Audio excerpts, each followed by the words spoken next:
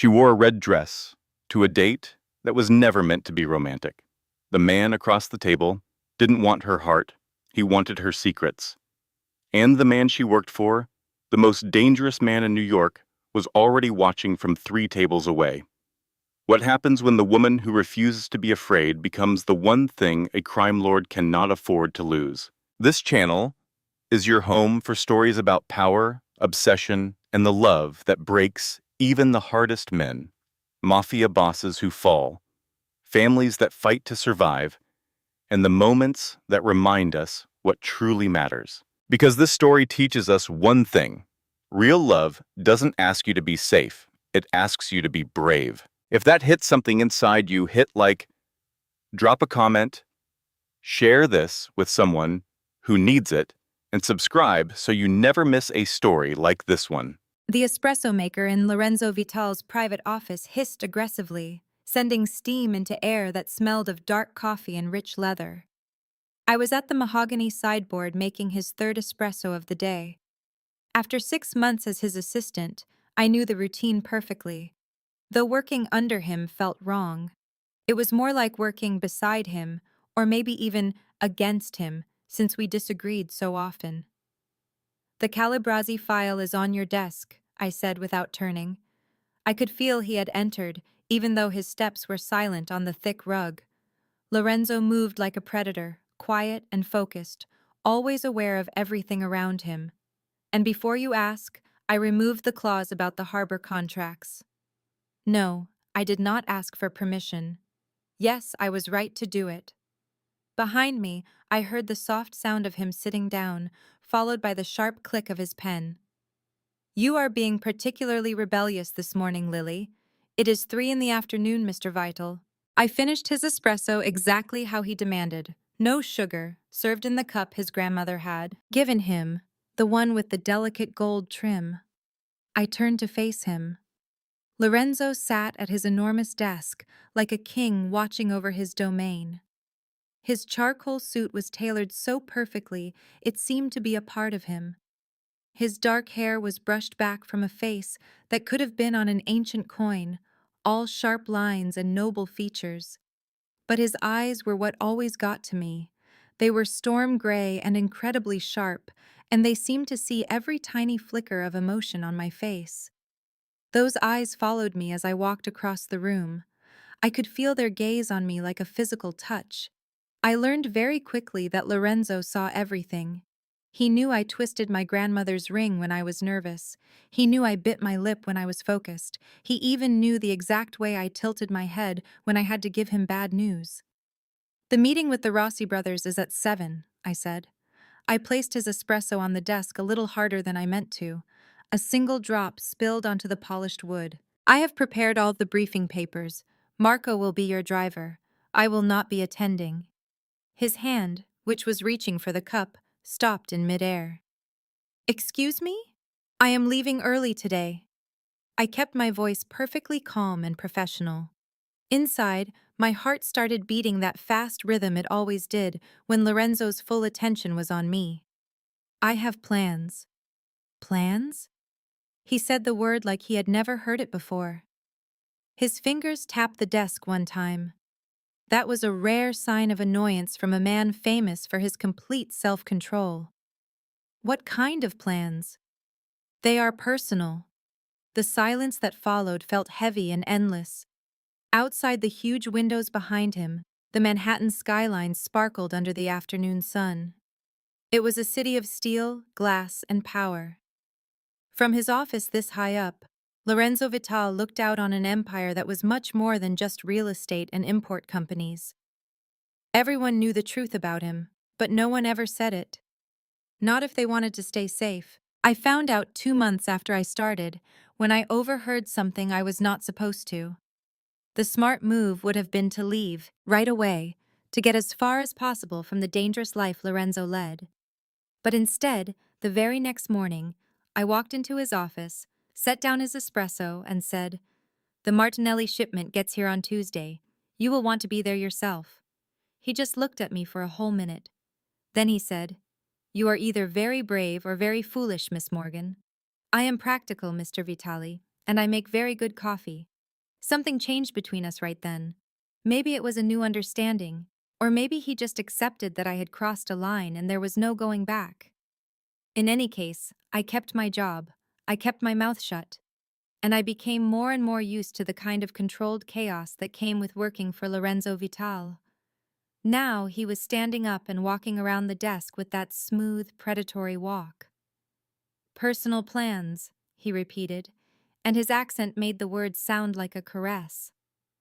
Lorenzo's English was perfect, but when he was emotional, you could hear the Italian in his voice. With who? That is really not your business. His jaw tightened just a little. Everything about you is my business, Lily. You work for me. I work for you from 9 to 6. What I do on my own time is my own business. I crossed my arms over my chest. I regretted it as soon as I did it, because his eyes immediately flicked down to the movement and then back to my face. We were standing too close now. I was close enough to smell his cologne. It was a custom scent that probably cost more than my rent, with notes of citrus and wood. I was close enough to see the small scar on his jaw, a thin, white line that hinted at a violent past. You are wearing perfume, he said quietly. You never wear perfume to the office. My heart skipped a beat. I had put on my favorite scent, a light mix of vanilla and jasmine.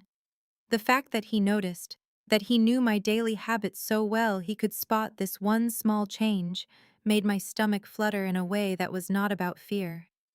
I just felt like it today. His eyes narrowed just a fraction. And your hair? You almost always wear it up. My hand went to the loose curls around my shoulders without me even thinking about it. I had spent an hour with a curling iron that morning, which was something I almost never did for work. I have a date, Mr. Vital. Is that okay with you, or do I need to get written? A personal life. The air in the office suddenly turned cold. Lorenzo's expression was a perfect mask, but a dangerous glint appeared in his storm-gray eyes. A date. His voice was smooth with a hard edge. Yes, a date. It is when two people who are not boss and employee go out to enjoy some time together. I instantly regretted my sharp tone. 6 months working for him taught me that challenging him was exciting, but never smart. And who is this lucky person? His name is Tyler. We met at Sophia's birthday party last week. I grabbed my purse from a side table, feeling a sudden need to escape his intense gaze. Now, if you do not mind, I have to go home and get ready. I was just 3 steps from the door when his voice stopped me. Get ready in what, exactly? Clothes, Mr. Vital. It is usually considered inappropriate to show up to dinner with nothing on. A muscle in his jaw twitched, the only hint of his frustration. You understand what I am asking. I turned around, feeling an odd flash of anger at his questions. 6 months of his commands, his critiques, and his very rare compliments that felt like winning a jackpot. 6 months of seeing him move through the office with a stream of gorgeous women, each one more beautiful than the last. For 6 months I pretended not to feel a thing when he stood a little too close, when his hand would brush against mine as he took a document, or when he would call me into his office late and I would see him just watching me with a look I could never figure out. Something nice, I said, my voice sharper than I meant it to be. Something that will make me feel attractive. Is that okay with you? Or do you need to approve my outfits now too? Lorenzo was silent for a moment. Then he said, Be careful, Lily. You do not know the kinds of men who are out there. The real concern in his voice took me by surprise. I softened a little bit. I will be fine. Tyler is a stockbroker. He seems very respectable. Stockbrokers can be dangerous too. Not as dangerous as certain other people I can think of. The words escaped before I could hold them back. I regretted them instantly when I saw Lorenzo's expression become completely blank. 5 o'clock, he said. His voice was suddenly all business. Cold. Do not be late tomorrow. I just nodded and rushed out. My heels made a loud clicking sound on the marble floor of the main office. My hands were shaking a little as I grabbed my things. It was from the adrenaline, and from something else too. something I did not want to think about too hard. Lucia, the receptionist, gave me a look that said she knew everything. Trouble in paradise? There is no paradise, I grumbled, pushing the elevator button over and over. There is just a really controlling man who does not respect personal space. Hmm. Lucia just gave me a knowing smile. If you say so. The elevator ride down 43 floors was long enough for me to calm down. This was all so silly. Lorenzo Vital was my boss. He was a dangerous man. He lived in a world of violence and power that I wanted nothing to do with. The fact that he made my heart race and my face flush did not matter. It was a problem I could not afford to have. Tyler was safe. He was normal, a little, boring maybe, but boring was safe. Boring meant I could go to sleep at night and not worry about strange men in dark suits knocking on my door. Boring meant a future that did not include government investigations or fights with rival families. Boring meant I would not feel like I was always standing on the edge of a cliff, both scared to fall and wanting to jump. My apartment was a small one-bedroom in Queens. It was a 40-minute subway ride from Lorenzo's tower on Fifth Avenue. I took a quick shower, trying to wash away the stress from our argument. The red dress was hanging on my closet door, right where I had left it that morning. I had bought it last week on an impulse. I told myself I deserved something nice, even though it cost more than I should have spent. It was made of silk, in a deep red color that made my skin look brighter. The neckline was not too low, but the dress fit my body perfectly before flaring out a little at the knees. I had never owned anything like it. I had never had a reason to. I looked at myself in the mirror and almost did not recognize the woman looking back. My hair was in soft curls and my makeup was light, just enough to highlight my reflection, the red dress making me look like someone confident and desirable. I looked like I could fit into Lorenzo's world, like I could enter any five-star restaurant and own the room. The idea made me feel both nervous and excited. My phone vibrated with a text from Tyler. Running 15 minutes late. Meet you at Reach's at 8. I replied and took my clutch, trying to calm the nervous feeling in my stomach. This was a good thing. This was a normal thing. This is what normal people do. They go out with nice, safe men who do not make them feel like they are always playing with fire.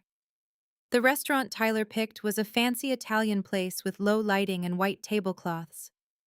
I got there first, gave the hostess my name, and she led me to a table in the back. The room was buzzing with the dinner crowd, and conversations were a low, pleasant hum. I ordered a glass of wine and waited, watching the people around me to kill time.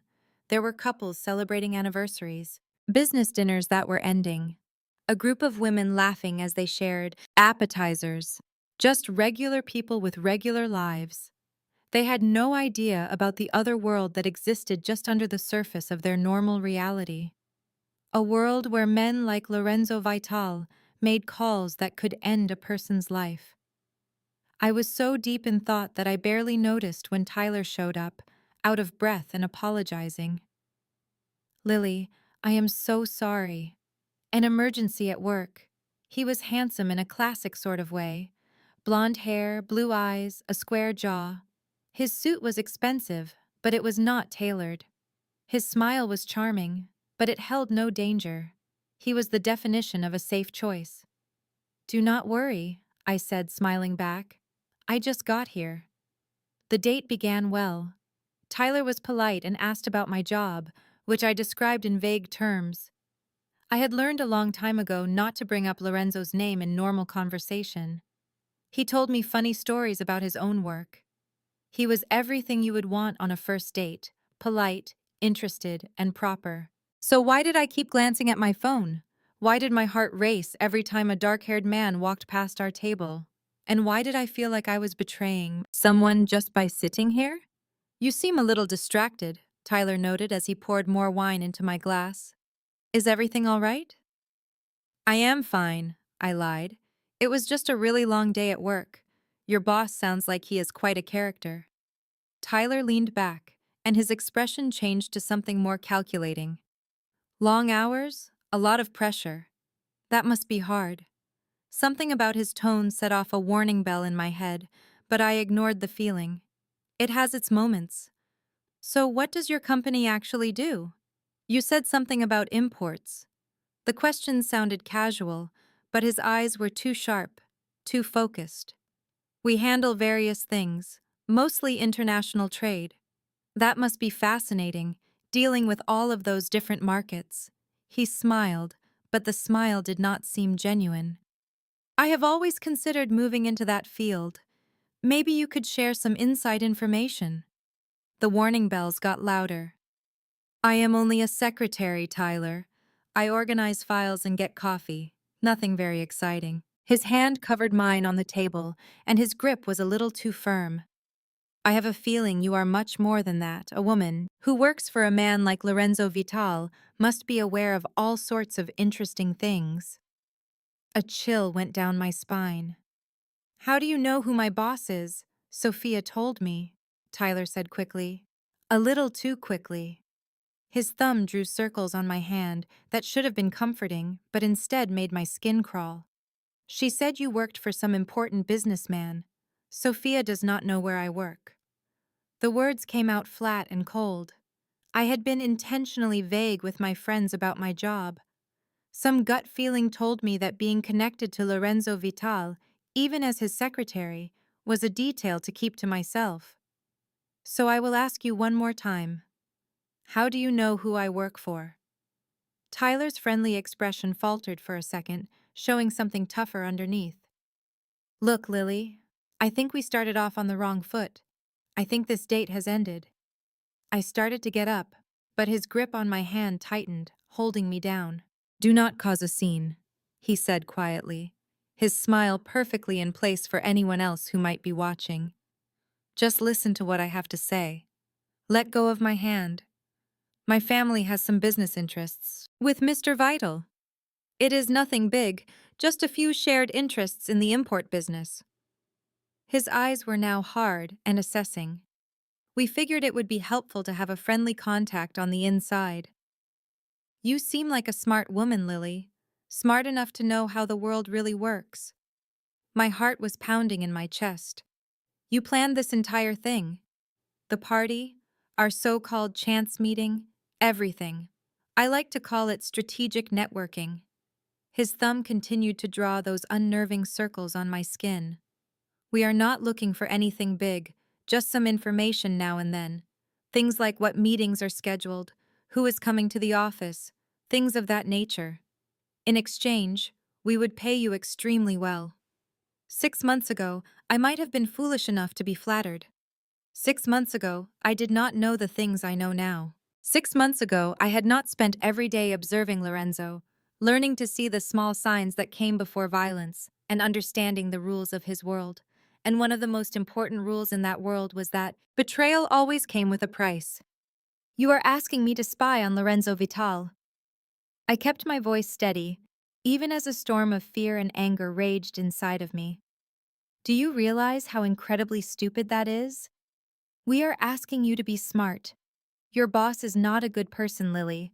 He is a dangerous and violent man.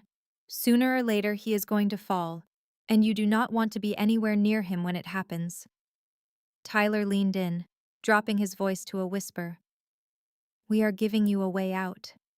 Money, safety, a new life somewhere you will be protected. I just stared at him. This handsome man who had set up an elaborate trap that looked like a date. Who is we, exactly? Are you people who can protect me from Vitali when he learns you know too much? Or are you people who want to use me and will get rid of me when I am no longer useful? I pulled my hand back so hard that I knocked over my wine glass. The red wine spread on the white tablecloth like a pool of blood, and the image was not lost on me. I have to go. This time when I got up, Tyler did not try to stop me, but his voice trailed after me.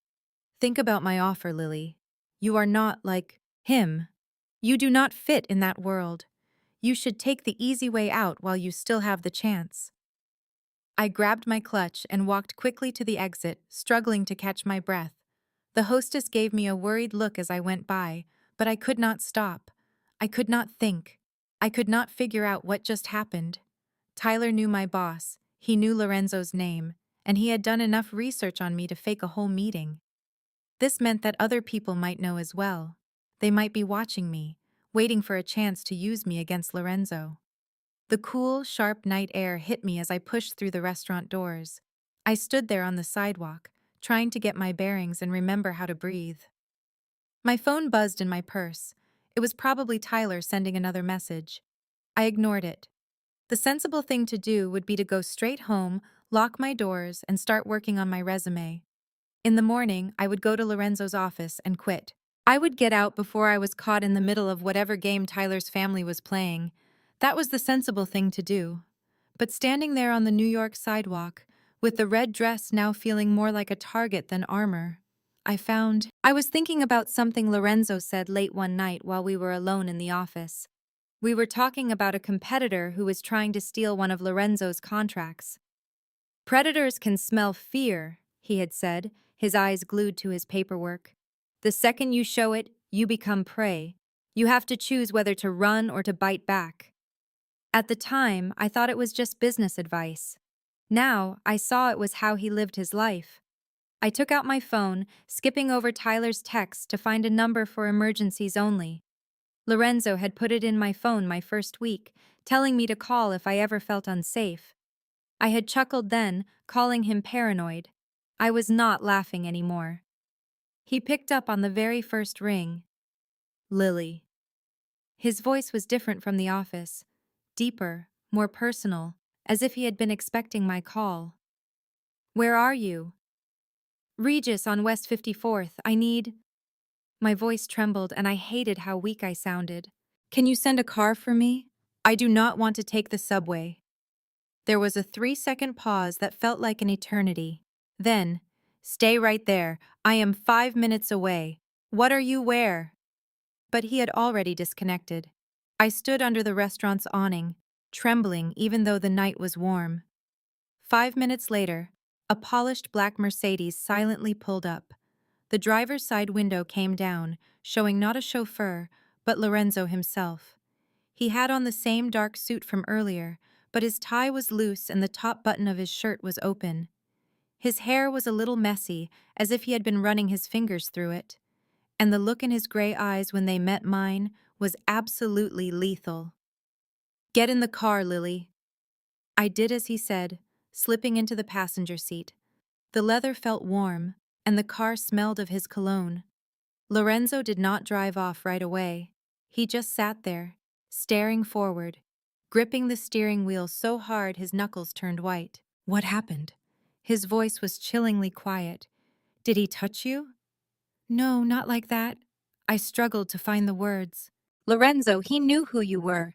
He knew that I work for you. He wanted me to spy on you for his family. A muscle in Lorenzo's jaw twitched. What family? He was not specific. He just said they had similar business interests with you in the import industry. Tyler what? His gaze snapped to mine. What is his last name? I have no idea. We met at Sophia's party, or so I thought. All the pieces started to fall into place, and each one was worse than the last. It was a setup, wasn't it? He came after me on purpose. Lorenzo was silent for a second, putting it all together. Then he said, Tyler Monroe, early 30s, blonde, works at Castani Financial. How did you... Because I have been watching him watch you for 2 weeks. He finally let go of the steering wheel and turned completely toward me. His father is Vincent Monroe. They control the waterfront unions. They have been trying to force their way into my shipping business for months. My stomach plummeted. You knew? You knew someone was watching me and you did not say anything? I had my own person watching him watch you. You were never in any danger, Lily. Until I agreed to a date with him, which is why I was sitting 3 tables away from you all night, waiting for him to make his move. Lorenzo's voice got even lower. Did you honestly believe I would let you go into a restaurant with a stranger without knowing exactly who he was and what his agenda was? I just stared at him, caught between being furious at his arrogance and feeling a wave of relief that he was there. You followed me. I kept you safe. There is a big difference. You had no right. I have every right. He moved closer, and the car suddenly felt incredibly small. You work for me, Lily. You are a part of my world now. That makes you my responsibility. I am not some package you can track. No, you are a liability. The words burst out of him, raw and uncontrolled. You walk around in red dresses looking like that, getting attention from every man within a 50-mile radius, totally clueless that you are a walking bullseye for anyone who wants to hurt me. The silence that came after was deafening. Lorenzo looked as if he wanted to take the words back, his angry expression quickly becoming a blank mask, but it was too late. The words were hanging in the air between us. Looking like what? I asked in a quiet voice. His jaw clenched. Lily, do not. You said, looking like that. What does that mean exactly? Like you are fully aware of the power you have. He leaned back, creating space between us again as he regained his composure. Like you are actively trying to make every man who looks at you lose his mind. My heart started acting strangely inside my chest, beating too fast, then skipping a beat, forgetting its normal rhythm. And are you losing your mind? Lorenzo was quiet for a long moment. Instead of answering, he started the car and merged into traffic with a bit more force than was needed. We drove through Manhattan in a tense silence, the city lights blurring past the windows. I should have been thinking about the danger I had just been in, about Tyler's offer, and what it meant that rival families were now interested in me. But all I could focus on was the way Lorenzo's hands were gripping the wheel, the twitch in his jaw, and how carefully he avoided looking at me. "Where are you taking me?" I finally asked, noticing we were heading up town, away from my neighborhood in Queens.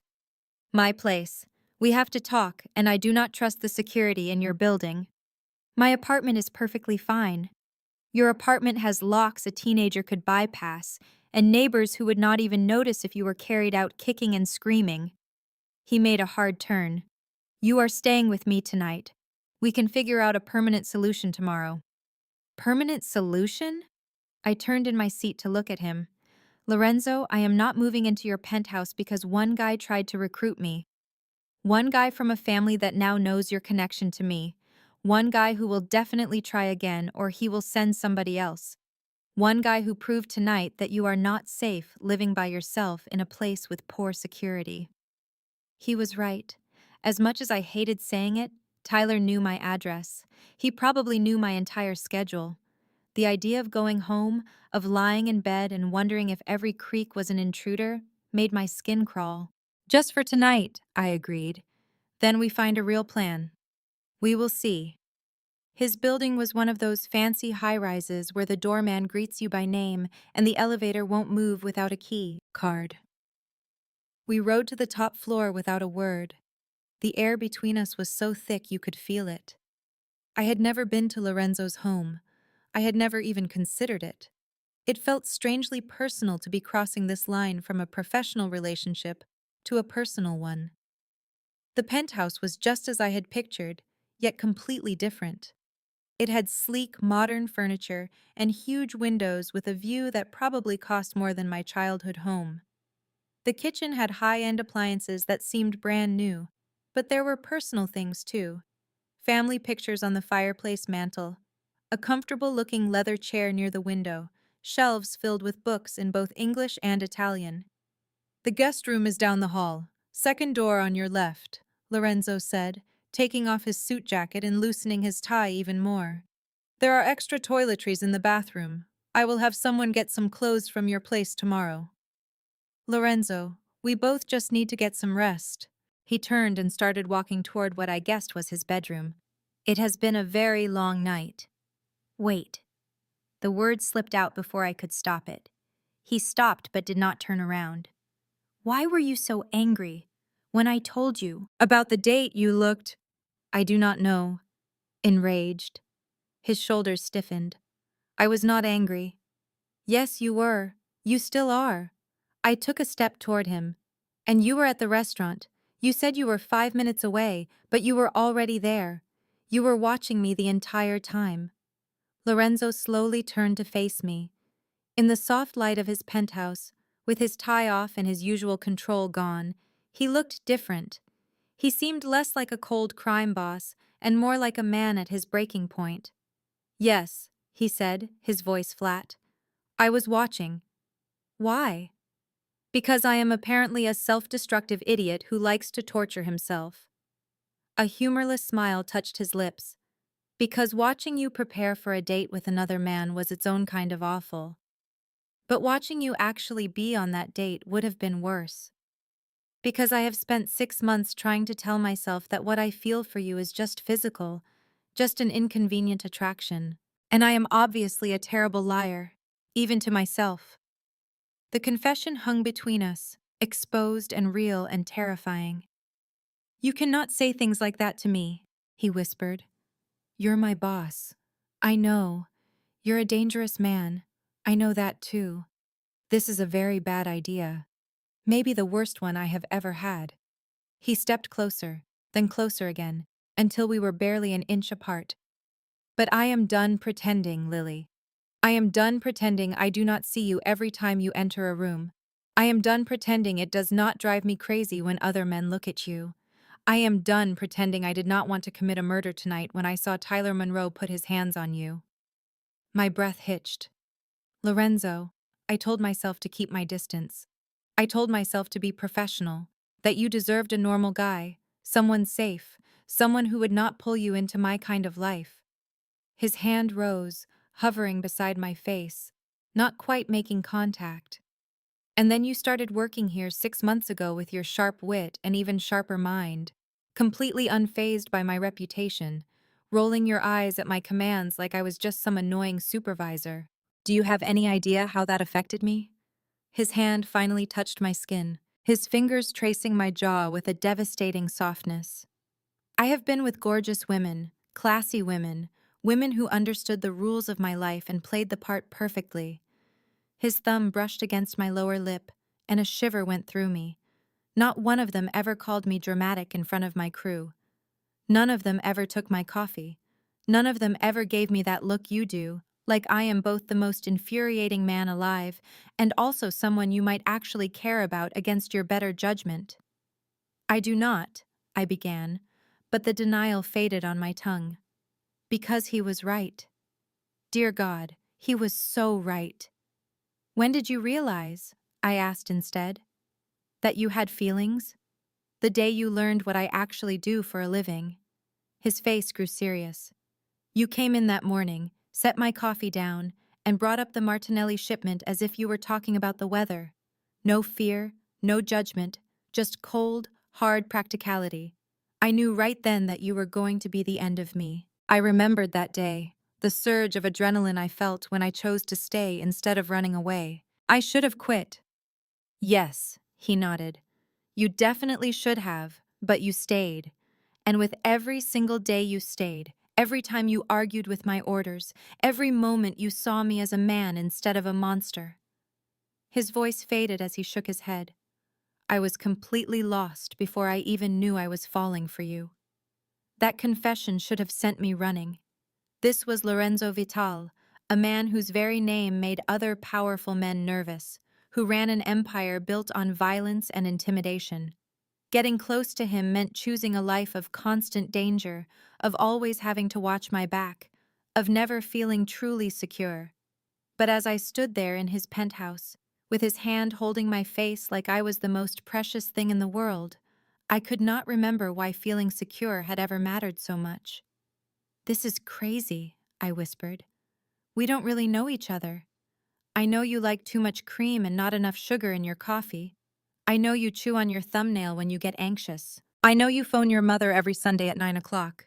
I know you tear up at commercials for animal shelters and laugh at the worst jokes. I know you have a picture of your grandma in your desk and that you touch it when you need a little courage." His other hand rose to frame my face. "I know you, Lily Morgan, far better than you realize." And I knew him too. I suddenly understood. I knew he read Italian spy novels when he had trouble sleeping. I knew he liked his espresso strong and bitter, just like his sense of humor. I knew he had a scar on his side from a knife fight at 17, and that losing his mother, had almost broken him. I knew he secretly gave money to children's reading programs, and that he once paused a major meeting to help a lost little girl find her parents. I knew that under that cold, hard surface was a man capable of incredible tenderness. I am frightened, I confessed. You should be. This is not some fairy tale, Lily. My life is full of danger. My enemies are merciless. Being close to me puts a target on your back that will never go away. His thumbs gently stroked my cheekbones.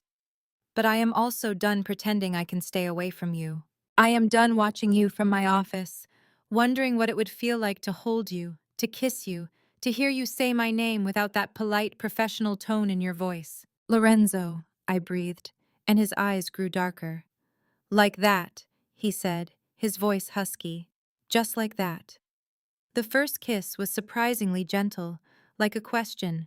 His lips barely touched mine, giving me every chance to back away. But I did not.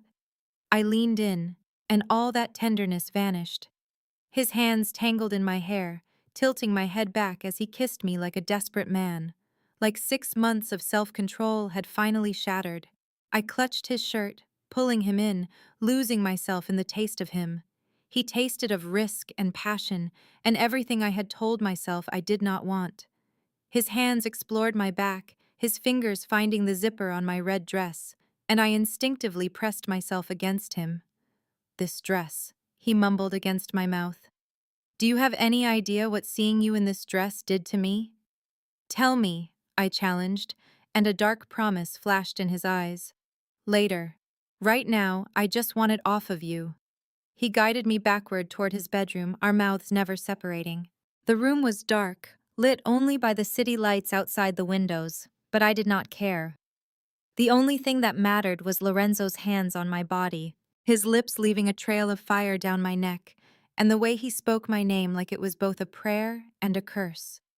The zipper on the red dress slid down with a soft whisper. The cool air touched my hot skin, and then Lorenzo's warm, possessive hands were there instead. The dress dropped to the floor, leaving me standing in just my underwear and heels, feeling both exposed and incredibly powerful under his intense gaze. Beautiful, he whispered, and the awe in his voice made my skin tingle. So beautiful it actually hurts to look at you. I reached for his shirt, my fingers clumsy with the buttons. He helped me, shrugging it off impatiently.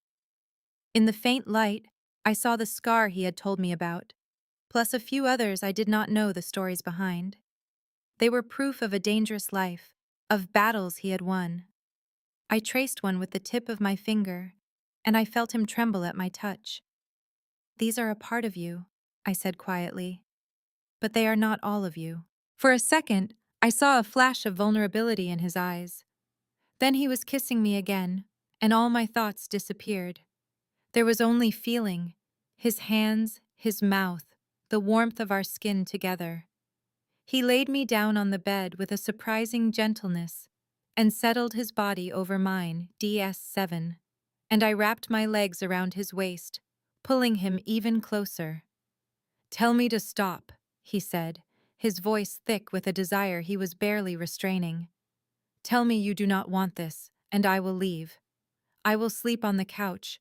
We will pretend this moment never happened. But if I do not want you to stop, then you are mine. The possessiveness in his voice should have scared me. Instead, it ignited a fire deep inside me. No more setting you up on dates, no more pretending this thing between us does not exist. You will be mine, Lily, in every single way that counts. Yours, I agreed, and he groaned as his control finally broke. What happened next was everything I had secretly imagined, and yet nothing like it. Lorenzo was demanding yet incredibly attentive, rough yet careful, taking exactly what he wanted while ensuring I got everything I needed. He learned my body with the same intense focus he gave everything else, memorizing every single reaction, every sound I made. And when I finally fell apart in his arms, he captured my cries with his kiss, following me into the darkness with my name on his lips. And I wrapped my legs around his waist, pulling him in tighter. Tell me to stop, he said, his voice husky with a desire he was barely holding back. Tell me you do not want this, and I will leave. I will sleep on the sofa. We will act like this never happened. And if I do not want you to stop, then you are mine. The ownership in his voice should have scared me. Instead, it ignited a fire deep inside me. No more dates with financial guys. No more pretending this thing between us does not exist. You are mine, Lily, in every single way that counts. Yours, I whispered, and he groaned, his self-control finally breaking apart. What happened next was everything I had ever dreamed of, but also completely new. Lorenzo was demanding, yet gentle. He was rough, yet incredibly careful. He took what he wanted while ensuring I got what I needed. He learned my body the same way he learned everything else, with intense focus, committing every reaction, every sound I made to memory. And when I finally came apart in his arms, he captured my cries with his kiss, following me over the edge with my name on his lips. Afterward, we lay there tangled in his sheets. My head was on his chest, and his fingers were drawing lazy circles on my shoulder. The city lights twinkled outside, but inside his room, the world felt small and completely safe. What do we do now? I asked in a low voice. Lorenzo was quiet for a long moment. Now, everything is different. You will move in here.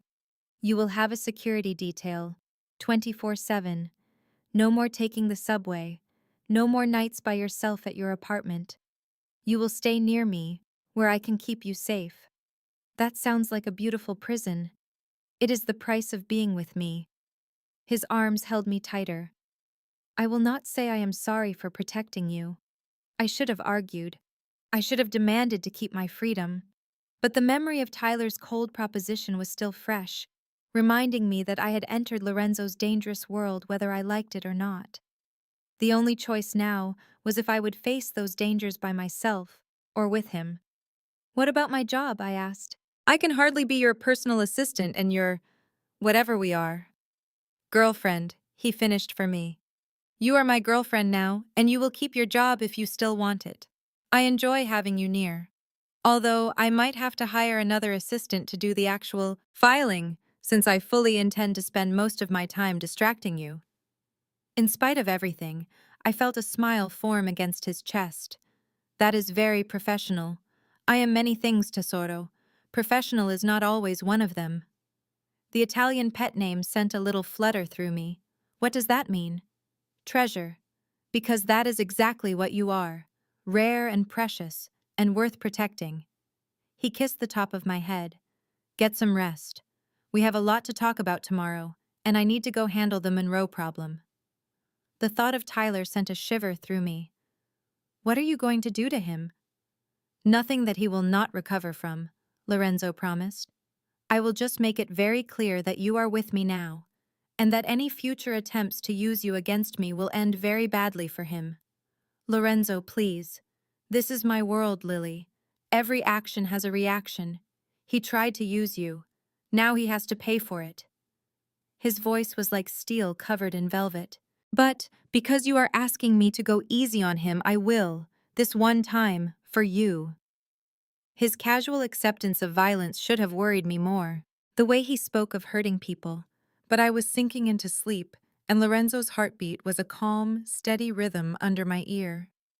In his arms and in his bed, I felt more secure than I had for months. As I drifted away, I heard him whisper something in Italian, too soft and fast to understand, but I could have sworn it was a prayer. I awoke to sunlight pouring through strange windows and the scent of fresh coffee. For a second, I had no idea where I was. This was not my tiny apartment. The bed was far too big, the sheets were too smooth, and the view was incredible. Then it all came rushing back. Lorenzo, the kiss, and everything after. I sat up, pulling the sheet to my chest, and saw a note on the pillow next to me in Lorenzo's perfect handwriting. Had to take care of business. There is coffee in the kitchen. Do not even consider leaving this apartment without security. A boss, even in his love notes. Some things never changed. I found one of his white dress shirts, which came down to my mid-thigh, and padded into the kitchen. Just as he promised, hot coffee was waiting in a fancy machine that likely cost more than my car. While I poured a cup, I saw my reflection in the glass. I was barefoot, wearing Lorenzo Vitali's shirt, my hair a mess from his hands, and my lips were still puffy from his kisses. I looked completely undone. I looked happy. And I looked terrified, because this was real now. It was not just a fantasy I could write off as a crush on my boss, and it was not something I could keep separate from my real life. Lorenzo had made me his, and in his world, that decision had serious consequences. My phone buzzed on the kitchen counter. Lorenzo's security team must have gotten it from my purse. Messages were pouring in. 3 from Sophia asking how my date was. 2 from a number I did not recognize that sent a chill down my spine. Last night was a mistake. We need to talk, Tyler. And then 5 minutes later. Do not make this any more difficult. My family can make your life a nightmare. I was staring at the texts, wondering if I should tell Lorenzo or deal with it myself, when the penthouse door swung open. Lorenzo walked in, still in last night's suit, yet somehow looking perfect. His eyes locked on me right away, and a dark, possessive glint appeared in them. "Good morning," he said, closing the distance between us. He held my face and gave me a deep kiss. "You are wearing my shirt. I did not have another option. Someone tore my dress. I will buy you 10 more. His thumb gently brushed my lower lip. "Although I like you much better this way, looking like you belong to me." So possessive. I whispered against his lips, but I was smiling. "You have no idea." He leaned back a little, his face becoming serious. "Tyler sent you texts." It was not a question. Of course he knew. "You are spying on my phone." "I am protecting you," he corrected. "There is a big difference." And yes, I saw the texts. Marco is already taking care of it. Taking care of it how? Lorenzo's smile was chilling. "Let us just say Tyler Monroe is about to be very busy explaining to his father why he threatened a woman I protect. By tonight, the entire Monroe family will know that you are completely untouchable." The thought of the violence just below Lorenzo's calm exterior should have scared me. Instead, I was strangely thankful for it. Tyler's messages had shaken me up more than I liked to admit. Knowing Lorenzo was dealing with it helped me to relax a little. "I still need my clothes," I noted, "and I have to get to work. The office is going to be a mess without me. It is already handled." "Marco sent your assistant, Rosa, to your apartment to pack a bag. She will be here in an hour." He led me over to the kitchen island and settled me onto a stool. "As for your job, you are taking a day off. We have to talk about your security." "Lorenzo, I cannot just fail to show up. You are the boss's girlfriend now. You can do anything you want." He moved around the kitchen with an easy skill, taking out things for breakfast. "Besides, after all the drama last night, you need a day to recover." I watched him crack eggs into a bowl, trying to connect this man in the kitchen with the cold crime boss I worked for. "You can cook?" My mother made sure all her children learned. She said that relying on other people for basic survival was a weakness. His face softened at the memory. She also said the fastest way to a person's heart was through their stomach, but she usually meant that in a more romantic way. "Tell me about her." I had heard him mention his mother before, but only briefly, and always with a mix of love and pain that showed the wound was still fresh. Lorenzo was quiet for a second, busy whisking the eggs. She was a small but powerful woman, barely 5 feet tall. But when she entered a room, everyone took notice. She managed the family's legal affairs, restaurants, an import company, while my father dealt with the other side of things. He poured the eggs into a hot skillet. She passed away when I was 23, a heart attack. It was very sudden. One day she was yelling at me about the girl I was dating. The next day, she was just gone. I am so sorry.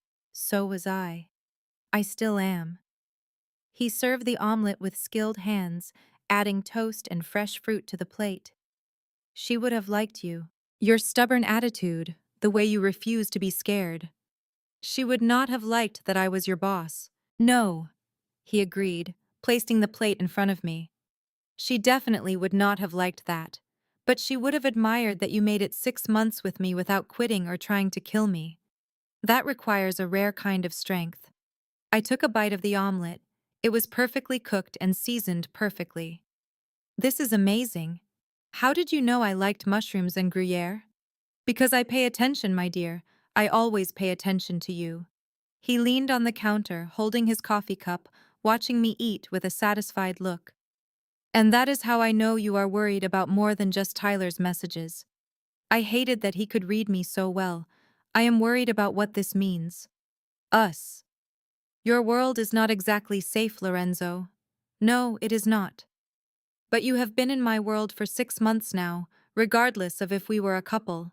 At least now I can protect you out in the open instead of from the shadows. He put his cup down and came to stand in front of me.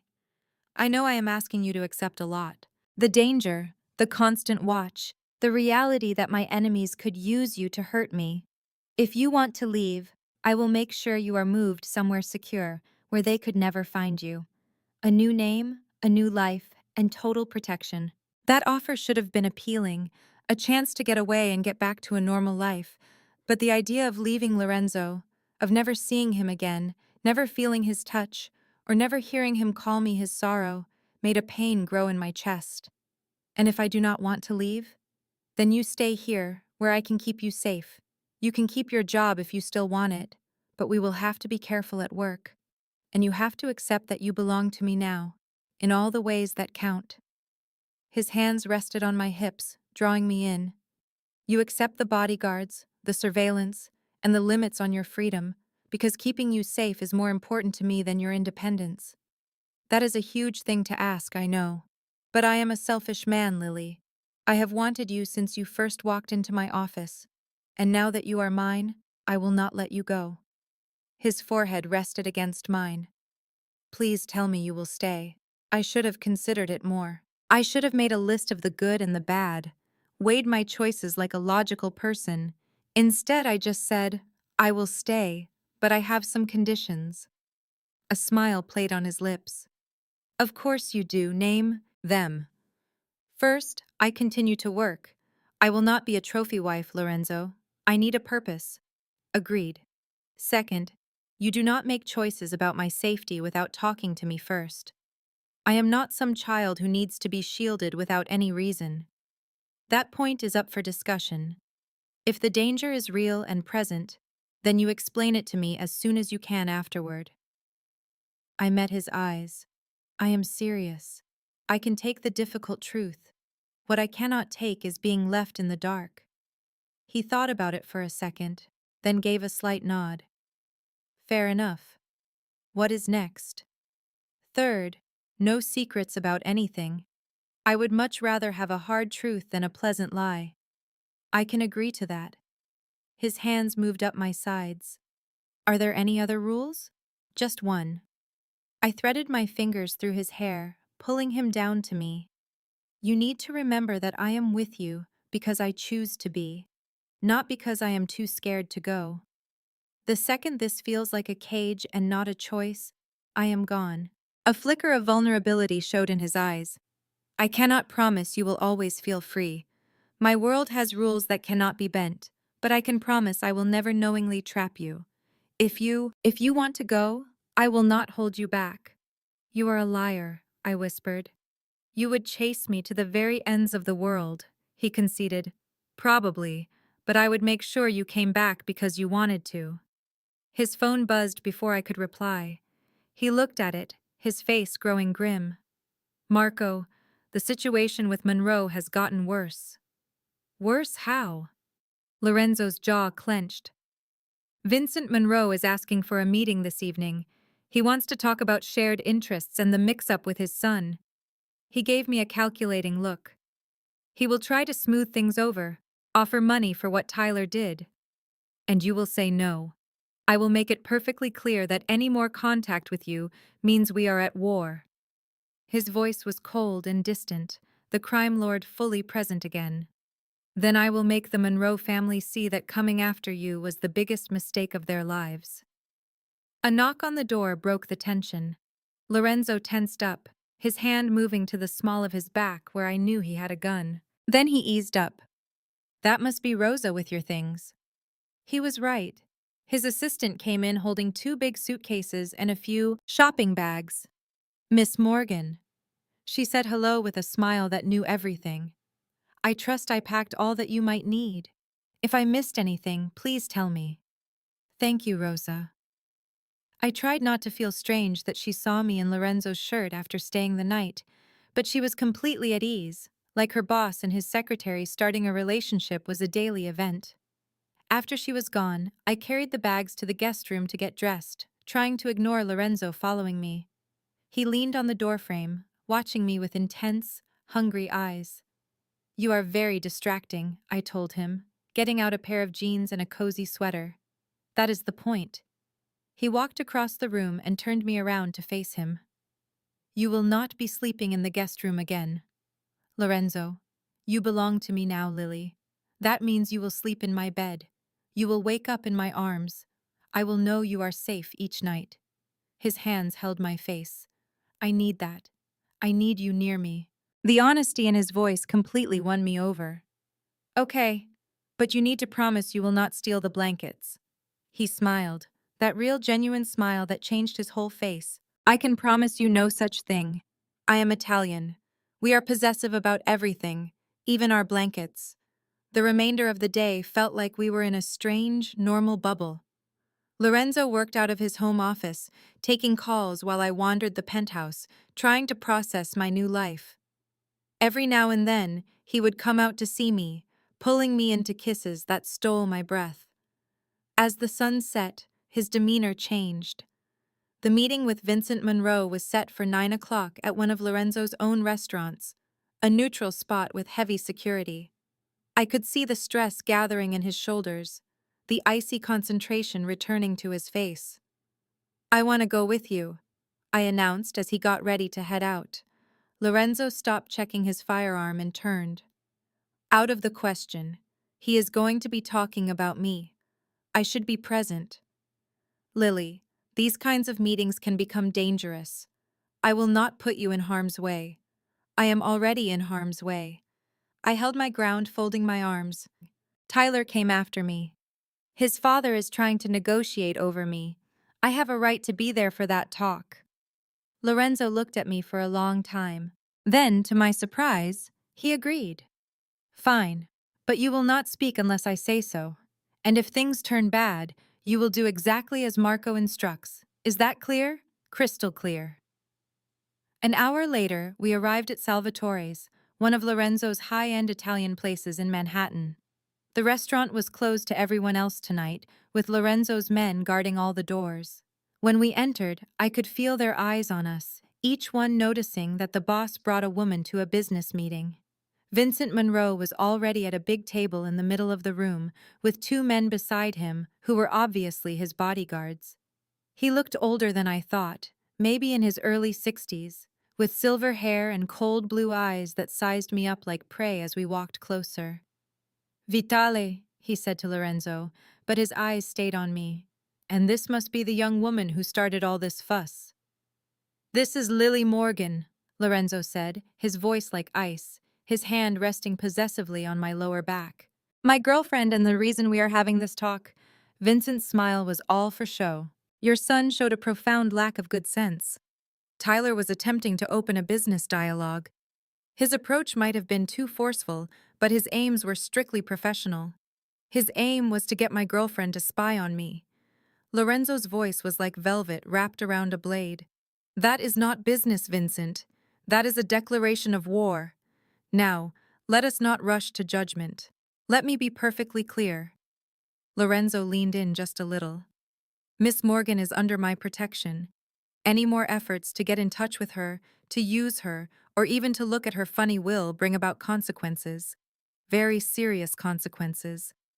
Vincent's jaw became tight. You are not being reasonable. It was a simple miscommunication. There is no miscommunication. Your family attempted to turn her against me. That cannot be forgiven. Lorenzo's hand drifted to his side, and I was sure he was touching his gun. Take this as your one and only warning. The air in the room grew thick with tension. Vincent's guards tensed up, their hands inching toward their own weapons. Lorenzo's security team closed in, forming a shield around us. Then Vincent gave a smile that sent a shiver down my spine. You are different, Vitale. Since when do you let a woman get you all worked up? Make you soft? Be careful, Lorenzo warned softly, and the threat in that one word was undeniable. You are about 3 seconds away from discovering just how soft I am. Vincent put his hands up as if surrendering. I am just pointing out that this big reaction feels out of proportion. Tyler made a move on a pretty woman. You have made it clear she belongs to you. Why not just take my apology and let this go? I am prepared to offer payment for any trouble caused. I do not want your money, Vincent. I want your guarantee that your family will never go near Lily again, that you will let every crew in this city know that she is completely untouchable. And if I say no? Lorenzo's smile was horrifying. Then it is war, and I will take apart everything you have ever built. I will start with your operations on the docks and finish with your son's kneecaps. The brutal threat should have disgusted me. Instead, I felt strangely moved by Lorenzo's passion, his total refusal to let anyone harm me. Vincent considered Lorenzo for a long second, obviously thinking through his choices. Then he let out a breath. All right, you have my word. The Monroe family will keep their distance from Miss Morgan. We will make it known she is under Vitale protection. A wise decision. Lorenzo's grip on my back grew tighter. Now leave my restaurant. We watched them go, the tension slowly leaving the room. The moment the door shut behind them, Lorenzo spun toward me, his hands cradling my face. Are you okay? I am fine. Clears throat. I tried to find the right word. Intense. That was me holding back. If you had not been here, I would have shot him for even hinting you were a weakness. He rested his forehead against mine. You are not a weakness, my love. You are my strength. The entire reason I wake up wanting to create something better. My heart ached at his words. Lorenzo, I know this is too early.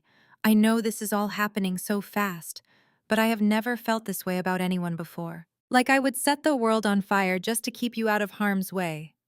His thumb gently brushed my cheek. Like I would leave all of this behind. The power, the business, all of it, if you just said the word. Do not, I whispered. Do not say things you do not mean. Why not? Because you make me believe in things that are impossible, like happy endings for men in your line of work. What if I said I am trying to make us a possibility? That for years I have been trying to make my companies legitimate, to get away from all the violence. He pulled away a little, his eyes meeting mine. I did not say anything before, because I did not want you to feel I was changing for you. But honestly, meeting you just sped up my plans. It made me see that I wanted a life where I could have my empire and the woman that I love. The confession hung in the air between us, so raw and real it was frightening. I love you so much. It terrifies me. His voice was husky. I have done horrible things, Lily. I have hurt people. I have made decisions that still haunt me. But with you, I want to be a better man. I want to be worthy of you. I kissed him right then, putting everything I could not put into words into that kiss. When we finally pulled away, both of us out of breath, I whispered, "Take me home." With pleasure. The ride back to his penthouse was filled with an electric energy. Lorenzo kept his hand on my thigh, a warm and possessive touch. Every few moments, he would look at me, his dark eyes making a silent promise of what was to come. The second we were through the door, he pinned me against it, his lips finding mine with a desperate need. I locked my legs around his waist as he carried me toward the bedroom, our clothes making a path behind us. Mine, he growled into my neck, and I gasped as his teeth grazed my sensitive skin. Yours, I answered. and he groaned, lowering me to the bed with a surprising tenderness that defied the urgency between us. This time was different from our first. It was slower, more intentional. Lorenzo took his time exploring my body, finding all the places that made me gasp, the spots that made me moan. And when he finally brought our bodies together, it felt like everything fell perfectly into place, like two pieces of a puzzle that were always made to connect. Later, as we were wrapped up in the sweat-damp sheets, his fingers drawing idle circles on my skin, I asked the model. The question from the restaurant was still nagging at me. What if Vincent does not keep his promise?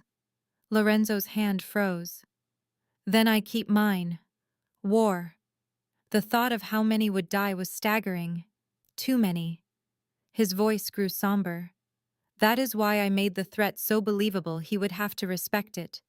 Vincent Monroe is a businessman first and foremost. He will weigh the price of chasing you against a war with me and decide the profit is not there.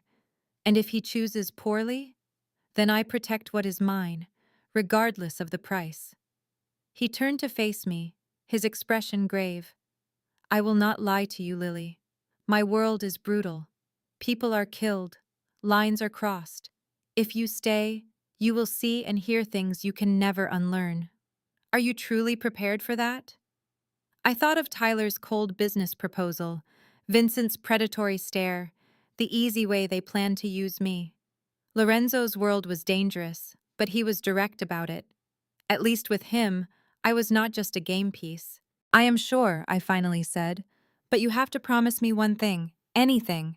Do not let it consume you. The violence, the power, the hunger for control. Do not get so lost in it that there is nothing left of the man I love. A brief, vulnerable look crossed his face. You love me? Somewhere between your impossible demands and your surprising moments of kindness, yes, I fell for you. I touched his cheek, the scratch of his stubble against my skin. It might be the most reckless thing I have ever done. Without a doubt, the most reckless thing you have ever done. His smile was almost shy. But I promise you, I will try to stay human. I will remember that life is more than moves and countermoves. That is all I ask. We fell asleep just like that, holding each other while the city lights made patterns on the walls, and for the very first time in New York, I felt like I was finally home, not in a place, but with a person. The next morning, a new pattern formed. Lorenzo made coffee while I was in the shower. We ate breakfast together before Marco drove us to the office as we went over the day's agenda. At work, we kept a professional distance, but I would catch his smoldering gaze on me, promising things for later. This change from boss and assistant to lovers should have felt strange, but it just worked. Our playful teasing now had a deeper meaning. Simple touches were charged with energy. When we were alone in his office, he would pull me into his lap, kissing me until we both forgot about professional lines. We are terrible at being discreet, I said one afternoon while fixing my blouse after a very passionate session on his desk. I do not care. Lorenzo straightened his tie, looking extremely pleased. Let them gossip. Let the whole world know you are with me. Such a possessive man. You love it.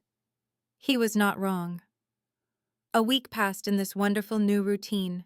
No more danger from the Monroes. No more late-night worries. It was just work all day, and Lorenzo's arms all night. I allowed myself to think that maybe we could do this, that love could actually survive in his shadowy world. Then everything was shattered. I was organizing files in Lorenzo's office when Marco barged in without a knock. His face was stone. Boss, there is a situation. Lorenzo looked up from his laptop. What kind of situation? Vincent Monroe is dead. Shot in front of his house 2 hours ago. Marco glanced quickly at me. And whispers are going around that we gave the order. The blood drained from Lorenzo's face. What? It was not us, right? I asked, even though I knew the answer. Lorenzo had been with me all night and all morning. It was impossible. Of course it was not us. Lorenzo was already in motion, grabbing his phone. but someone wants us to be blamed. Marco, have our lawyers ready and discover who is spreading this story. There is something else, Marco added grimly. Tyler Monroe is demanding payback. He is uniting the other families, telling them you broke the peace deal and killed his father without mercy. Lorenzo's jaw locked. He is using this as his reason to start the very war we avoided. Or, someone else murdered Vincent and framed us to cause a war. I gave voice to the question in the room. Who wins if you and the Monroes destroy one another? Half a dozen other families. Lorenzo dragged a hand through his hair, a rare sign of his frustration, and every single one of them would gladly watch us rip each other to pieces. What do we do? I asked.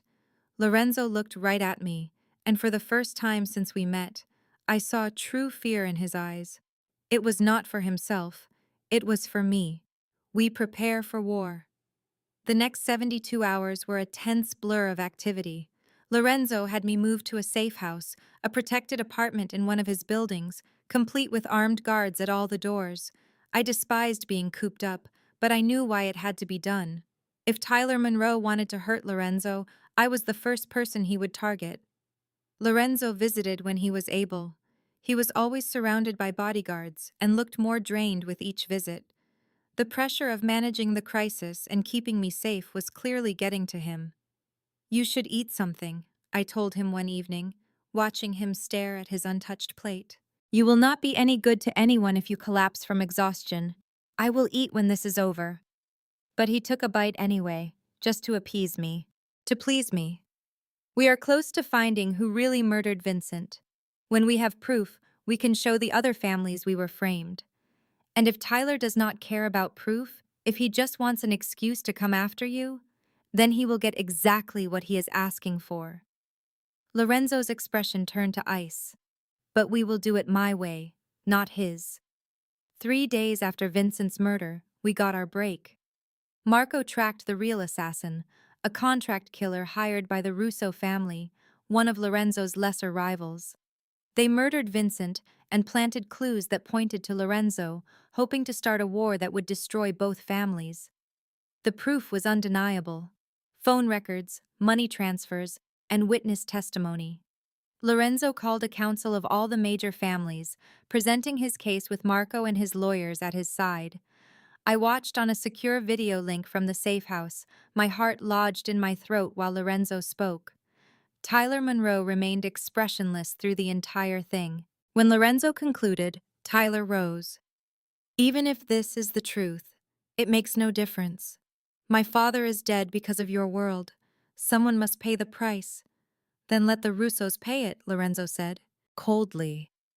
They are the ones who killed your father and tried to blame me. They used your grief to make you demand my death. Are you going to let them get away with that?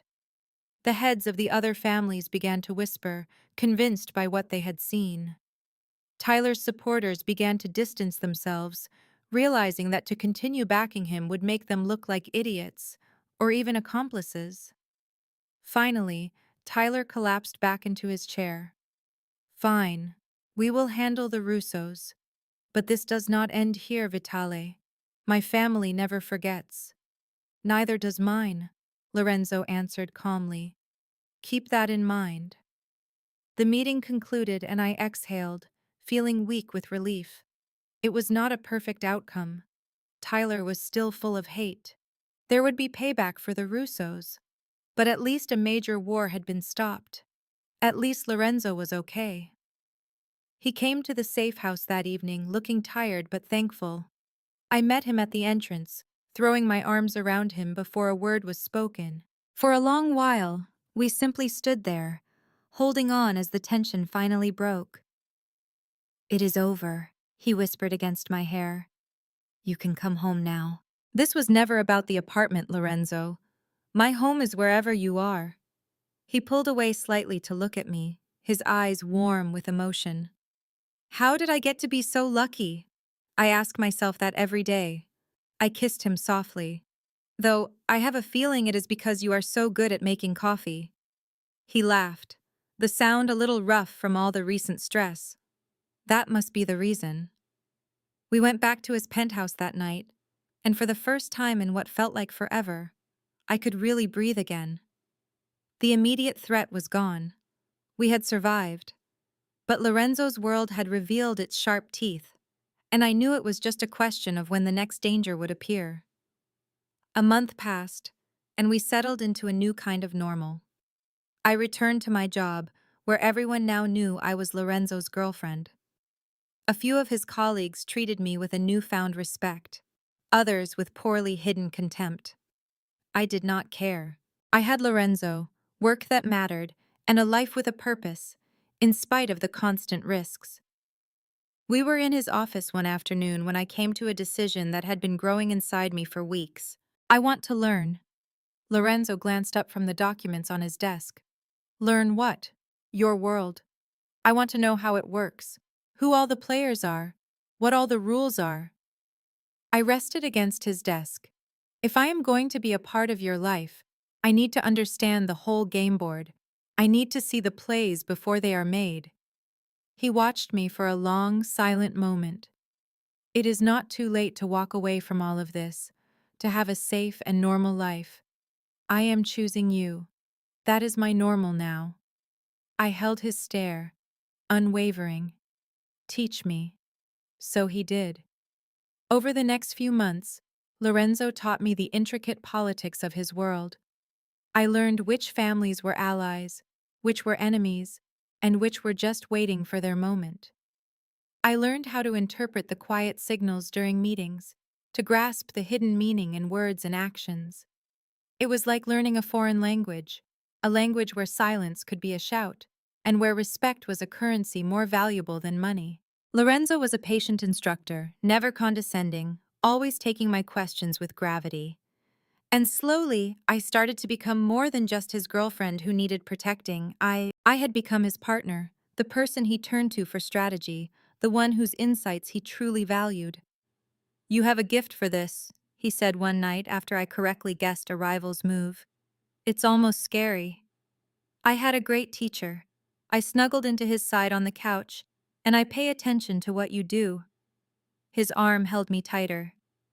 I have been thinking about the future, about what will happen when I step away from the more dangerous parts of my work, about who could run everything to maintain our power, but with less violence. He looked down at me. About if you would ever consider being more than just my girlfriend.